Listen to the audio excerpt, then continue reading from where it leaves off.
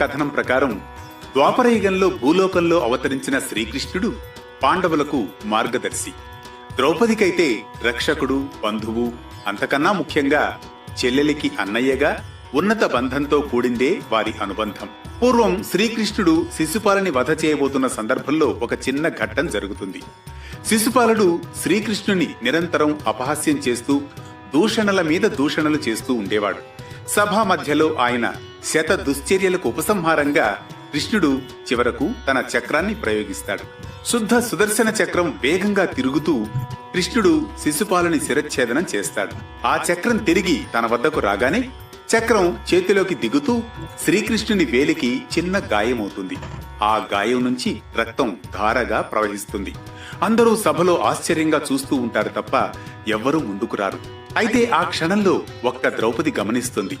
శ్రీకృష్ణుని వేలు నుంచి రక్తం ధారగా కారుతూ ఉండగా తల్లడిల్లిపోతుంది. ఆ బాధను పోగొట్టాలని సహజంగానే ప్రయత్నిస్తుంది. అప్పటికప్పుడే తను ధరించిన చీరలో పైట కొంగులోని కొంత భాగాన్ని ఒక్కసారిగా చించివేస్తుంది. బిడ్డకు తల్లిలా కాపాడేందుకు ప్రయత్నిస్తుంది. కృష్ణుని గాయానికి కట్టుకడుతుంది. ఇది చిన్న పని అనిపించవచ్చు, కానీ అంతరంగంతో జరిగిన ప్రతిస్పందన.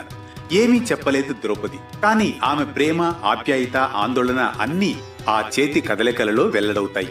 శ్రీకృష్ణుడు ఒక్క క్షణం చలించిపోతాడు. అది శ్రీకృష్ణుడికి ఒక అమూల్యమైన క్షణం.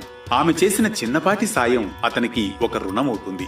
కృష్ణుడు మౌనంగా నవ్వుతూ ఇలా అంటాడు, చెల్లెమ్మ, ఈ రక్తధారను ఆపేందుకు, నా బాధను బాపేందుకు కట్టుకున్న చీరనే త్యాగం చేసిన నీకు అవసరమైనప్పుడు నేను నీకు చీరల సముద్రాన్ని అందిస్తానమ్మా అంటాడు శ్రీకృష్ణుడు. ద్రౌపది ఆశ్చర్యపోతుంది, కానీ కృష్ణునికి భవిష్యత్తు స్పష్టంగా తెలుస్తుంది. ఈ సంఘటన కేవలం చిన్న సహాయం కాదు, ఇది ఒక బంధం. ద్రౌపది తన ప్రాణాన్నే సమర్పించేలా తన చీర కొంగును చించి ఇచ్చి బాధకు అడ్డుకట్ట వేస్తుంది.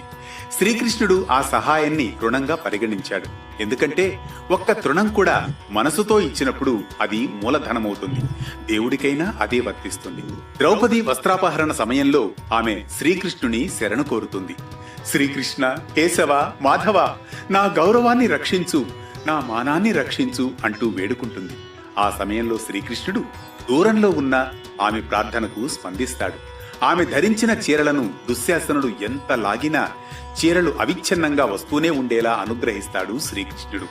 రక్త సంబంధం కాకపోయినా రక్తాన్ని ఆపిన బంధం, అన్నా చెల్లెళ్ల అనుబంధానికి శ్రీకృష్ణుడు, ద్రౌపది శాశ్వత ప్రమాణం. ఈ రాఖీ పౌర్ణమి శుభవేళ మనమంతా ప్రేమ, రక్షణ అనే విలువల్ని పునఃస్మరించుకుంటూ సాగాలంటూ